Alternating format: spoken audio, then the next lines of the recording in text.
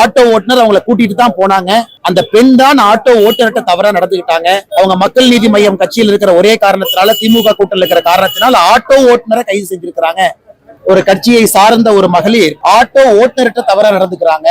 ஆனா கைது ஆட்டோ ஓட்டுநரின் மீது நடத்தப்பட்டிருக்கிறது. நண்பர்கள், நீங்களும் கேட்கிறீங்க. எல்லோருமே சொல்வது காவல்துறை நடவடிக்கை எடுக்கும் பொழுது ஒருதலை பட்சமா இல்லாம, அது பெண்ணாக இருந்தாலும் ஆணாக இருந்தாலும் தவறாக யார் நடந்திருக்கின்றார்களோ அவர்கள் மீது நடவடிக்கை எடுக்கணும். ஆனா இந்த விஷயத்துல நம்முடைய தலைவர் அவர்கள் சொல்வது என்னன்னா, ஆட்டோ ஓட்டுநரின் மீது தவறு இல்லை, ஆட்டோ ஓட்டுநர் அவங்களை கூட்டிட்டு தான் போனாங்க.